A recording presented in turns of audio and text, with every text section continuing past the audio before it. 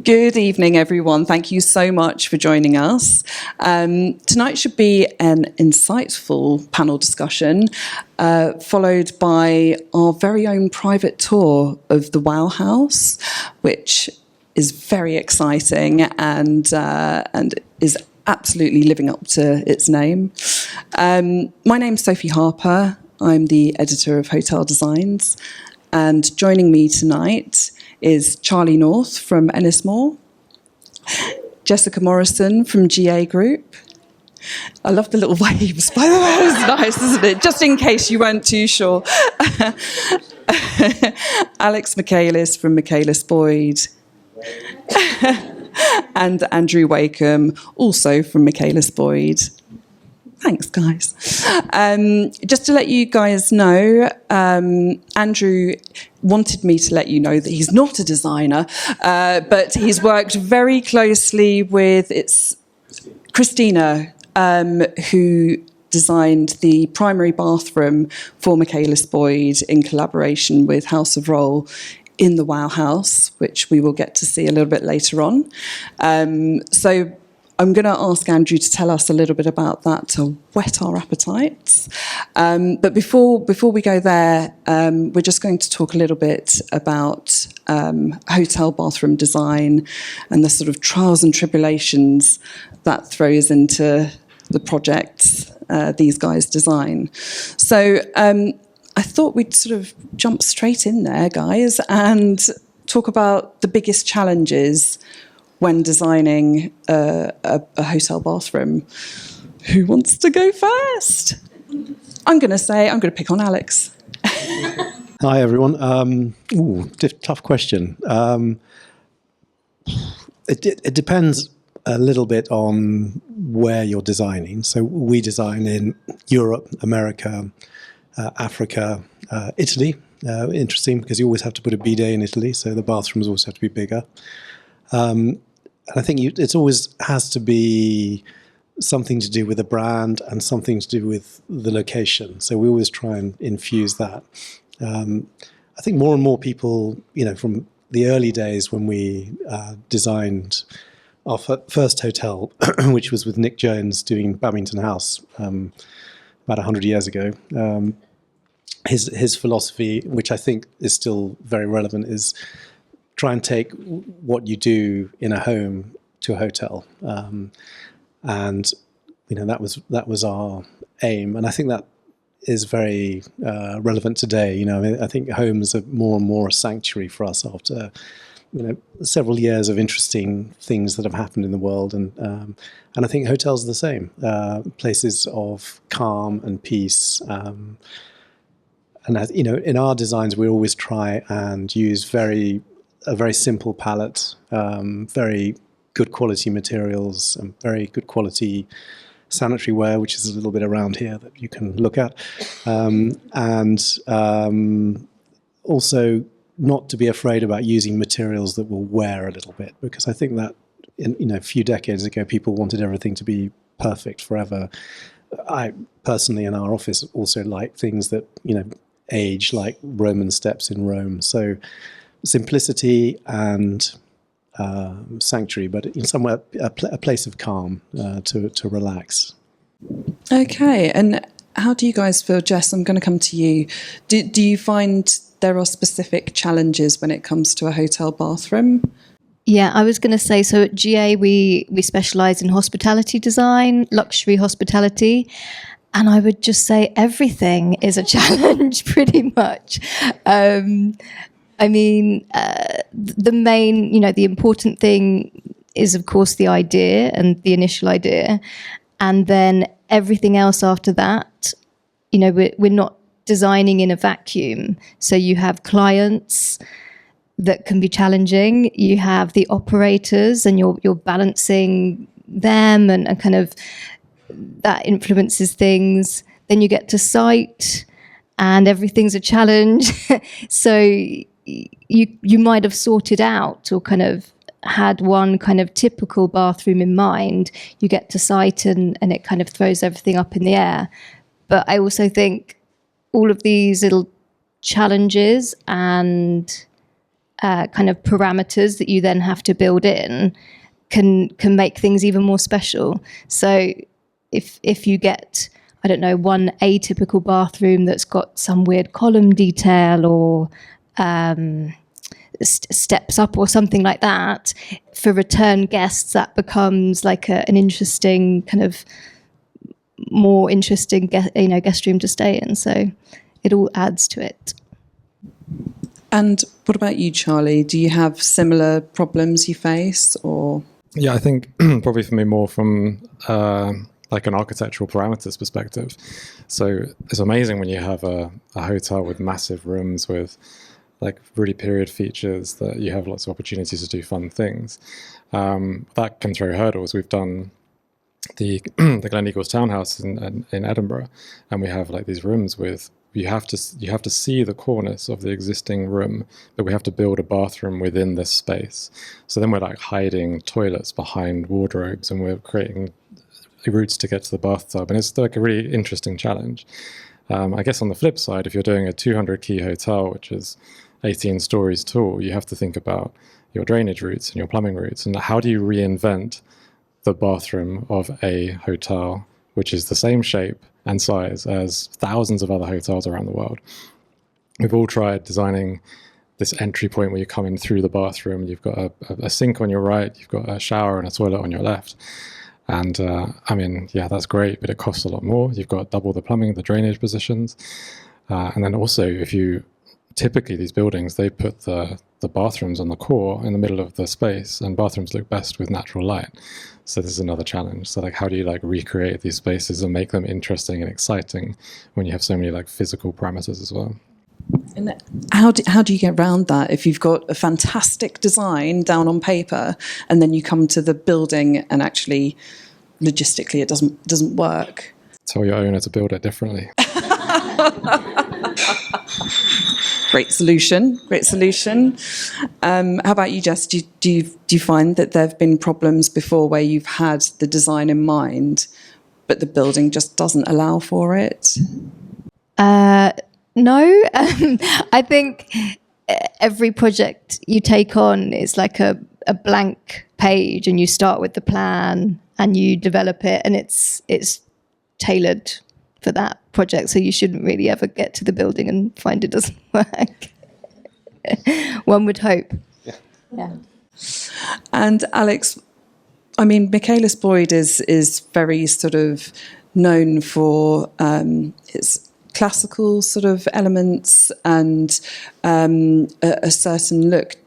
Do you find that you have what you would describe as a timeless design, and do you think that appeals to a wide audience? Yeah, I'm not sure we have a look. I think we design everything differently. But on just going back to the challenge of bathroom design, I mean, I'm not sure that we've ever quite got everything we want into hotel projects, everything. And I think that's the game, is actually designing things that are, little bits that will be taken away. But if you don't put them in, something else will be taken away. So timeless, yeah, I think that goes back to keeping the material palette very simple, trying to blind yourself to the relentless information wave that we face, and not end up putting details in that have washed over you from Instagram or magazines, and keeping that that philosophy and truth of material palette that's going to last forever. And so I think that's the secret. That must be quite difficult, though, coming up with constantly like new shiny ideas. Do you find that it's difficult not to be influenced by certain things, or do you think introducing unique elements, handcrafted elements, helps when you're coming up with new designs? Yeah, I think, we would love to use more local craftsmen on every single project. Every now and again, we get allowed, the cost allows for us to have someone to do something that's bespoke. And if it's a really big project, so we do some projects in America where there are hundreds of rooms, and then actually you can actually do it because it's cost effective. I can't remember what the question was before that. I was just asking if it's a good idea to introduce sort of unique elements, handcrafted elements. Yeah, I think as long as you keep it simple, and you're always changing the palette, but keep the palette very, for us anyway, very simple, and then finding interesting people who do interesting tiles. And I mean, it's difficult to reinvent, how a bathroom works, as you were discussing what the plan is and what you're allowed to do in a hotel. Every now and again you get a job like Babington where we were allowed to, put in walk-through showers in most of the rooms in a listed building, which was fantastic, and that was an idea that had come from a house that the owner had seen and loved and said, can we put that in the hotel? We've tried that a few times since, and it's very rare that fits in when you've done everything. So, but it's difficult to come up with completely new elements in a bathroom, but just making sure that it's very peaceful and calm and beautifully designed and a very simple material palette, I think, is the way forward.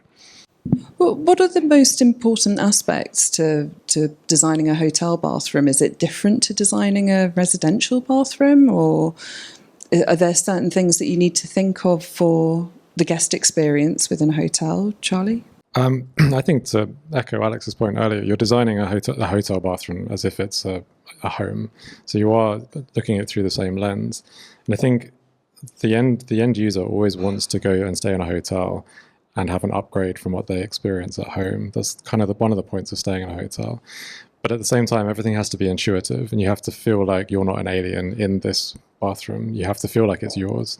So I think focusing on products that are like high tech and that are like sort of contemporary products, that there's some amazing stuff looking around here, but also making sure that like the end user knows how to use it. I think so you can apply that sort of like logic of residential design, but it has to be intuitive.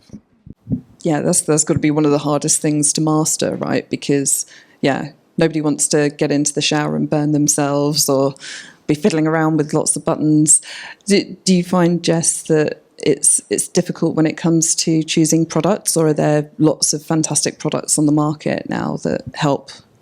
I think it's really changed actually in the last 5 years. So I remember 5 years ago we were selecting the sanitary ware for One Hotel Mayfair, and the selection came down to that there was really only one option that was dark bronze on the market, suitable for hospitality use, manufactured in Europe, because it was the big drive for One Hotel is sustainability and mission kind of driven brand, and a contemporary feel.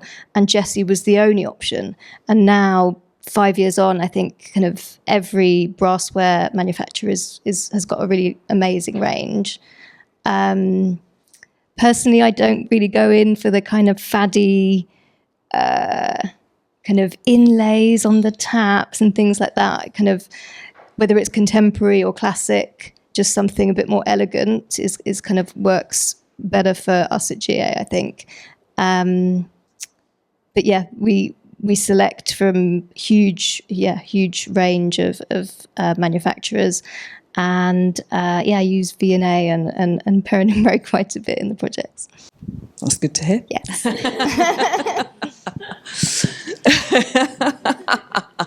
We've done our job. Excellent. So you were talking earlier, Alex, and you were saying about the fact that it's important to recreate that sort of home from home feeling for people. But when they go to a luxury hotel, do they not want a luxury experience that they can't get at home? How important is that, Charlie? Yeah, I think as long as it's intuitive, same thing really. I think you can definitely upgrade all the finishes. You can make bathrooms bigger. You can have a fireplace. You can have a freestanding bathtub with a view out of the window. And it's about the overall experiences, as long as you still know how to use it, ultimately. It's not... There's lots of tech that's sort of like voice-controlled bathrooms and showers and like turn my shower on, turn the temperature up, and it's that sort of stuff that really trips people up. And I think it's important. You might want that in your home, but I think to use that in a hotel is a bit risky. So it's that intuitiveness again.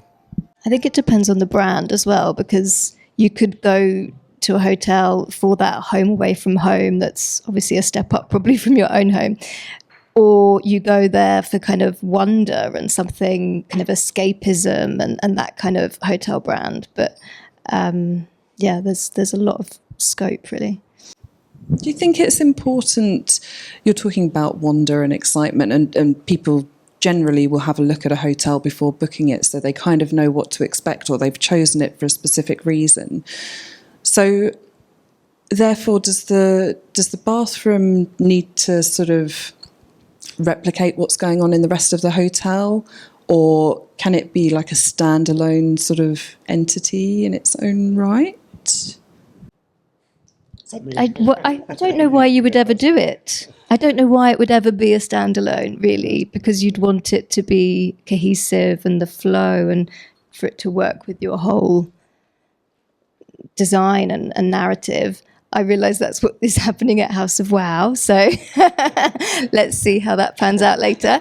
But I think you'd be looking at it from a kind of holistic view. And how much influence do bathroom products have on the overall design? So, for instance, would you see an amazing bathtub and think, oh wow, that's fantastic, and actually the design sort of stems from that one product? Or is it about designing a space and then finding products afterwards that fit within that design? It's a good question. I think sometimes you can find an amazing product and then that will be a lead to the rest of the bathroom design. But I think, as you were saying, it has to be part of the whole feel and the whole look of what you're doing. You can't make something. We could. I've never done it. Maybe we should. I don't know. And then just on the home question, I think, sorry, you were both right on that. It's not exactly like home. It's probably like how you'd like your home to be, with a few things that you don't actually want to do in your home, like have a bath in the bedroom. Fantastic in a hotel, maybe not so good in a home. I've got one in my bedroom, actually. I quite like it, but most of my clients don't like it in their home. So that doesn't answer the question, but it starts another question. It's a lovely insight, though. We'll be coming round to yours to check out the bath. It's actually quite a good story. So I built a new house, and one of my clients had the most amazing stone bath cast out of made out of one piece of marble. And he bought the house and said, when he bought it, he said, I'm definitely keeping this. And then he decided he didn't want to keep it. And I got a call from the builder saying, we're about to take a sledgehammer to this marble bath. So I said, I said, it cost me so much money, this decision. So I went and said, okay, no, you can't do that. So they then had to get a crane at my cost to lift it out of the house and put it in the front garden. Then they had to get another lorry and crane to put it into our office garden, where it stayed for about 6 months. Then I had to crane it into our house after the engineer had put 6 more steels in the top floor to put this bath in. So that's why I have a bath in my bedroom. Wow, I'm not too sure how we top that. My bedroom certainly doesn't have a bathtub in it. So how do you guys keep coming up with new ideas to keep things fresh then? How do you keep things exciting within bathroom design? That's open to anyone. I'll pick on someone if you don't. Okay. Our projects can be anything from maybe 2 years, probably 3, up to kind of 10 years. So the Atlantis 2, which is kind of super luxury, Dubai, opened last year.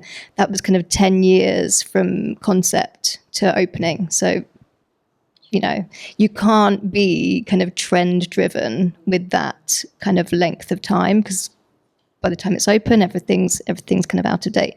So we just work really hard on the narrative, make that, really strong and kind of try and be influenced by other things, whether it's kind of, I don't know, architecture or art or poetry or nature, or like anything that kind of moves you really, and draw inspiration from everywhere, I suppose. Yeah, it must be quite difficult. Do you find the same, Charlie? You sort of... Yeah, that was a good answer. I think, exactly that. I think you take your inspiration from like your architecture and your local area. I was lucky enough to stay in a hotel called Cap Grosso in Sumba for New Year's, and everywhere in Indonesia seems to have outdoor bathrooms, and this was new to me, and it's amazing. And like that was a selling point when we were looking to book the hotel. It's like, look at this bathroom, there's a bath outside, which is great, but then there's the mosquitoes, and then there's like trying to put on sunscreen when you're dripping with sweat as well. But like, I think using that architecture, like the outdoor bathroom is an amazing thing. And we're starting some projects now in Bali, and we're going to be doing some outside bathrooms because it suits the culture and it suits the climate. So yeah, using that to your advantage. Where do you all stand on designing specific? Let's concentrate on bathroom, but sort of designing for longevity. So, I mean, hotels generally have a refurbishment, every 5-7 years. Does that sort of go through your mind when you're looking at what products you're selecting? I mean, we spoke a little bit about timelessness before, and perhaps that adds to the idea of not having to rip out bathrooms so readily. What do you think about that? Is there a better way to provide that longevity? It's really difficult because, unlike homes, hotels do get battered by, suitcases mainly. So, and all the bedroom, every time we design somewhere, we try and find some way of that not happening. But, people don't treat them the same as other houses. So you can put materials in that will last longer in other scenarios, but in hotels, as you say, it's usually, I think 9 years is our record.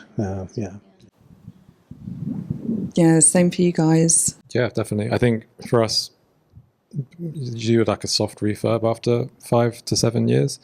And for us, like normally a hard refurb is more like 10 years. And I think that's what makes a bathroom special, because you're designing something that's going to be there for much longer. As long as your products don't fail and you've got good quality products, then yeah. It must be difficult though as well, sort of designing for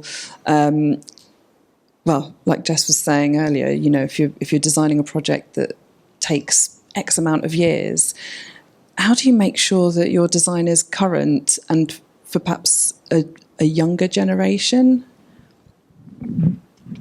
Jess, I'm going to pick on you. I don't know if I design with an age group in mind, particularly.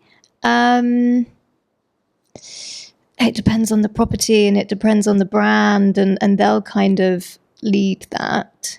I think kind of personally, I always thought I preferred kind of contemporary and was more design-wise that way inclined.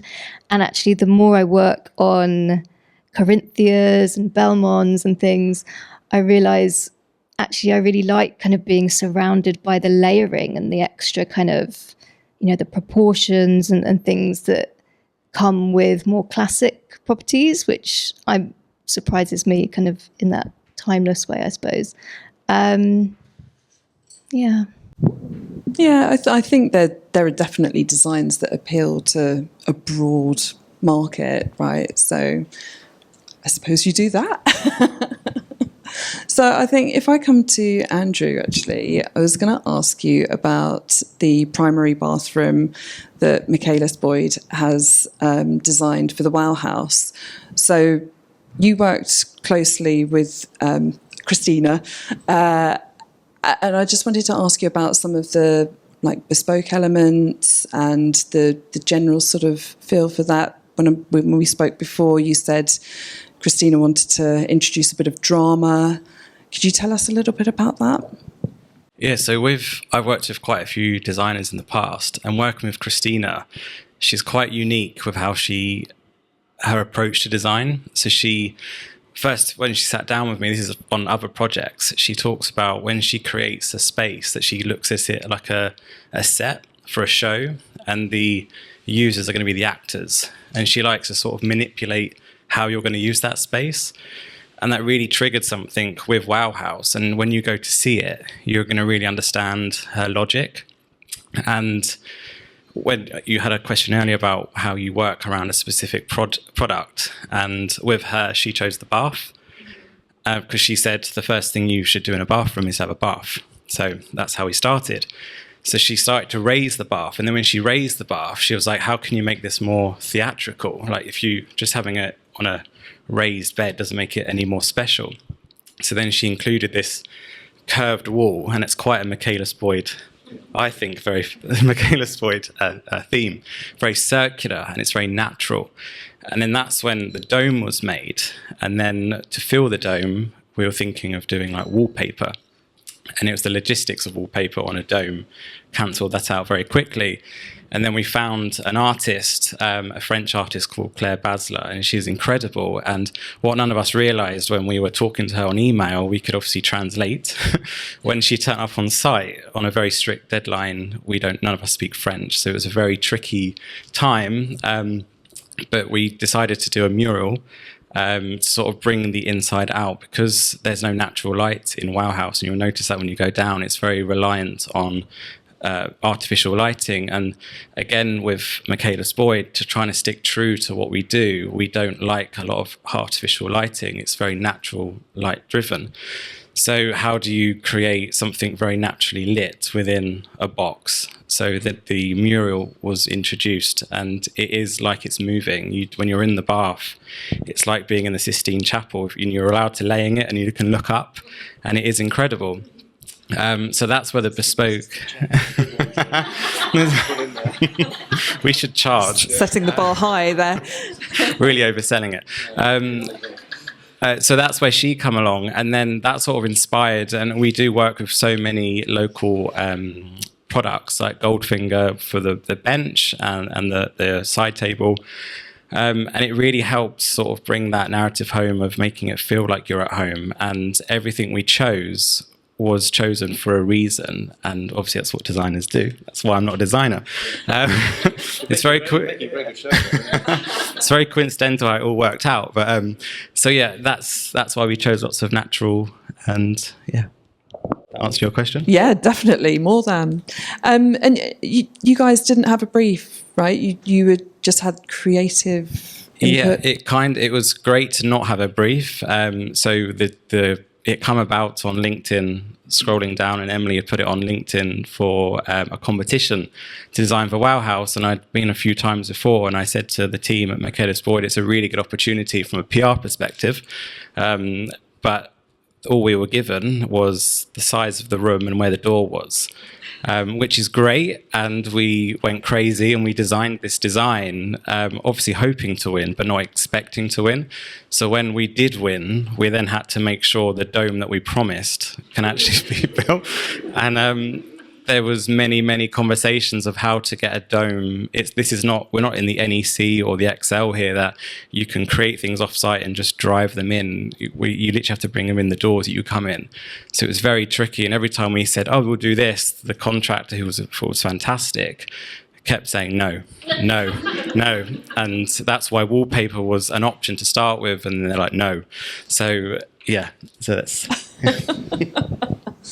And how about the rest of you? When it comes to client briefs, is it easier to work with a client who's got a really tight brief, or is it more fun to have a bit of creative freedom? Alex?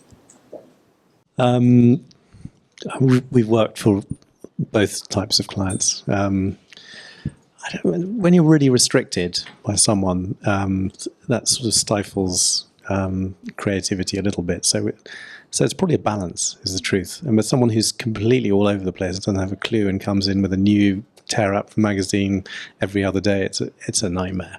So it's getting the balance, I think. And we sort of give sort of red line days when everything has to be decided. They can't change their mind. We're going to be drawing now, and that's it. They do, and we accommodate it, but at least they don't as much as they would if we said they could keep changing. So I think it's a balance. I think it's in the middle somewhere. Charlie, you were about to say, and actually, I suppose a lot of the time you're setting the brief, right? Yeah, I oversee design for about 10 brands within Ennismore. So for all of the designers that work on our projects, we have very strict brand guidelines. And I think we're actually telling them what they can and can't do, which is great. But obviously, as designers, we love to have much more creative freedom. So we love the projects which are much more bespoke. And Do you read the brand guidelines?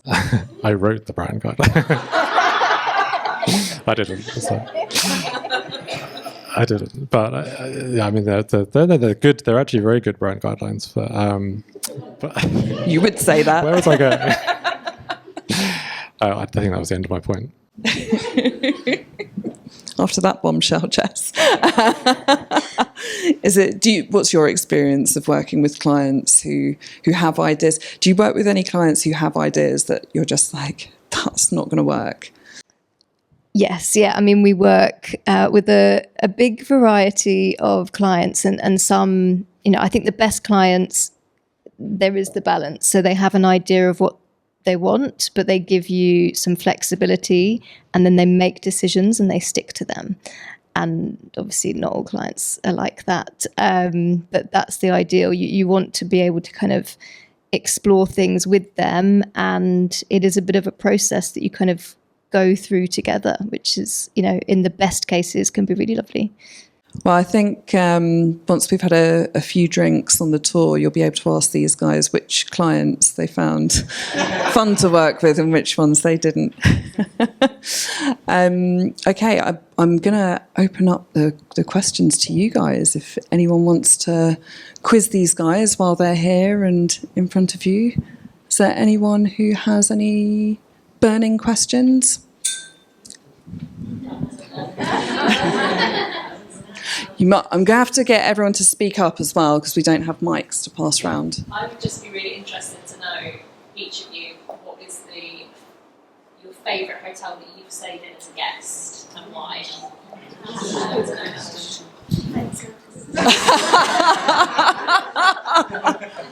That's a tough one. Travelodge Bright.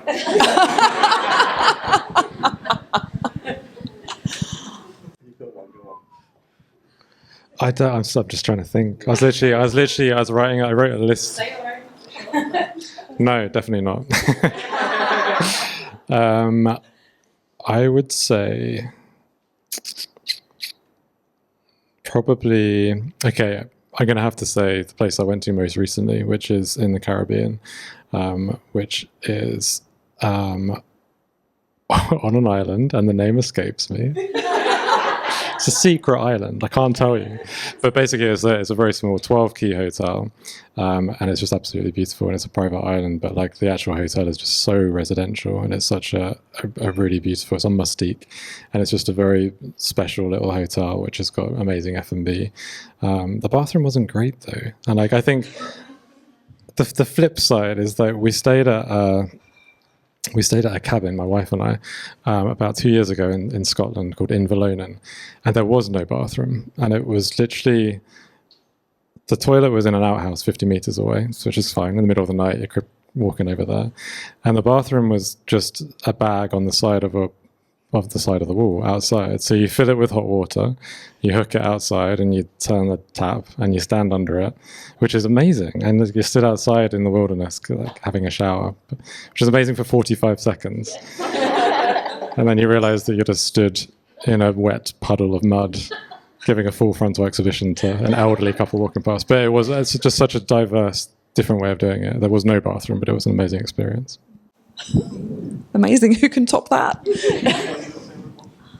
It's a really hard question to ask a designer, because we're supposed to obviously be looking at the aesthetics and focusing on the design. And I love hotels and I love staying in hotels, and that's part of why I do what I do. But thinking of memorable hotel experiences, a lot of it comes down to operations and the people that you meet and the kind of the welcome that they give you. And so I'm thinking of a hotel in Jamaica Inn, but when you look at the interior, it's quite kind of traddy and fusty and not particularly luxe or anything like that. But the people that work there and the whole welcoming experience was really special. My mind is blank. I think there are probably a couple, actually. One is in Jamaica as well. It's a place called Strawberry Hill, which is Chris Blackwell. He sort of built it. It's an amazing place, looking down onto the sea and onto Kingston. Very low key. Bathroom was terrible. And then one that we did design, which was amazing to stay in, which is a place called Sandibi, which is actually in the book on the cover, and it was sort of ambient. It's a safari lodge in Botswana, we're doing more and more of that, which I love. So I spend a lot of time in Africa doing those. But it's Botswana is very wild, and we. Have I got a minute to just tell a story about this? Or not? Yeah, okay. Yeah. So basically, the first lodge we did for them was Kichwa Tembo, and the owners said, you can't do anything crazy here. You know, zip your creativity and do a tented camp. So we did a tented camp. It was great, and it's a nice tented camp. Some of it's raised, some of it's low, and it's right on the Masai Mara. And then when we got the job in Botswana, they said, okay, you can do what you want. And we came up with this crazy pangolin shell for the main lodge bit, and they looked at it and went, okay. When I said you could do what you want, this is pushing it. And then he said, okay, here's the deal. You go out to Botswana, you meet the contractor on the site, and if he says yes, you can do it, and if he says no, we're doing a tented camp. So I flew to Botswana with a duty-free bottled whiskey. And we put 2 tents up, and it was literally wild. There were lions roaring all around us, elephants everywhere, and we lit a fire and we started talking. And he was called Jan, and he said, "No way, man! I'm not going to build your camp. No way!" And we started drinking, and he went, "Oh, I don't know, it's quite." And about 2 in the morning, he said, "Okay, I'll build this for you." So that's one way of getting a job through the line. But the reason I love it is because the animals are everywhere, so there's no fence or anything, and the rooms are raised on these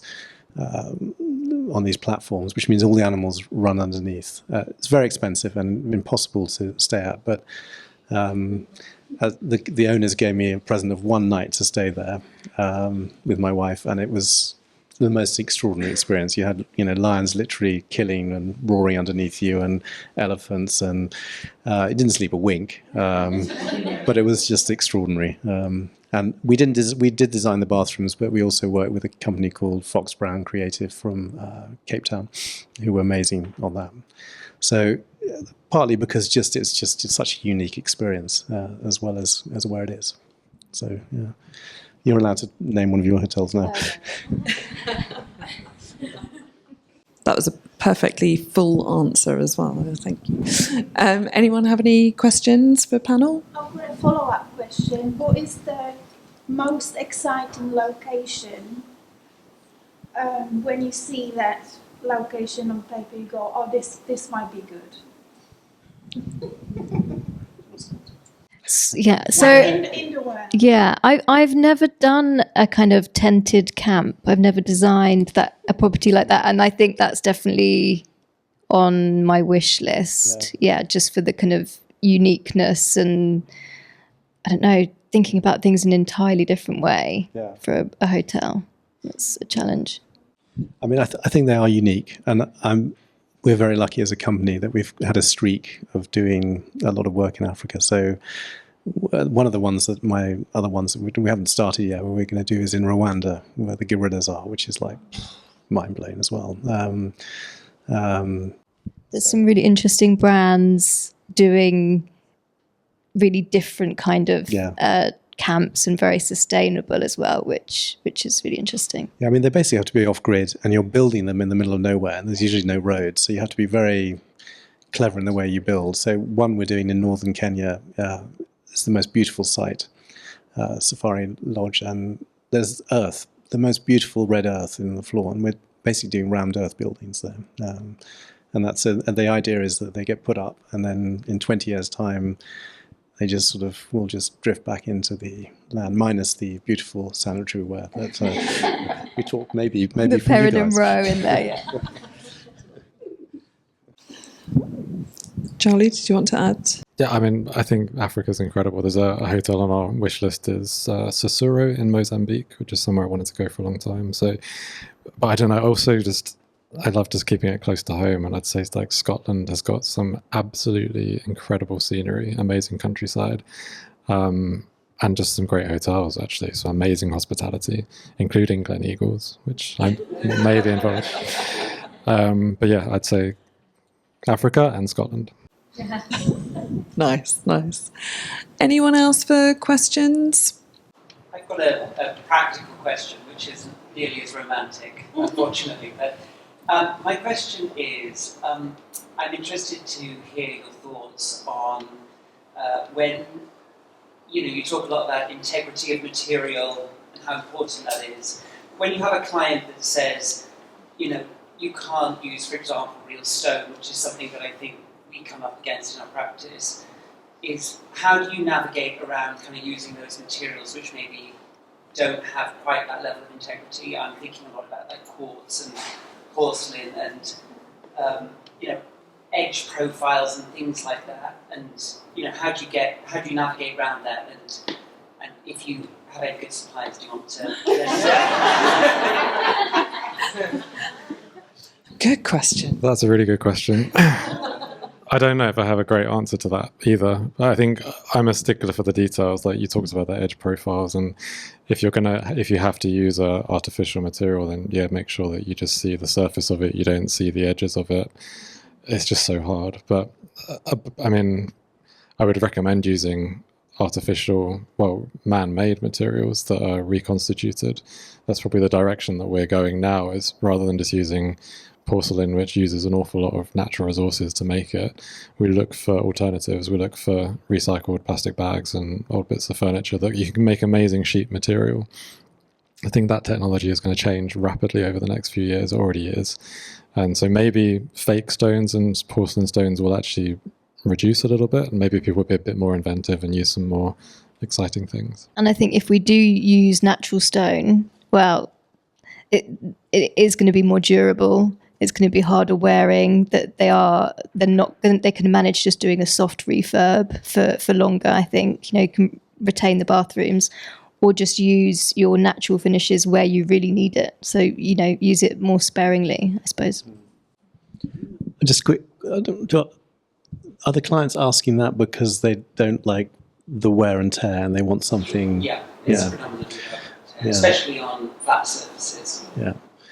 Okay. I mean, I would sort of just argue with them for quite a long time to use natural materials. But I think that your answer was very, very good about there will be lots of other materials. But no, that's one of my bugbears is fighting to use materials that will age, and just like humans, we age. Let materials age with you.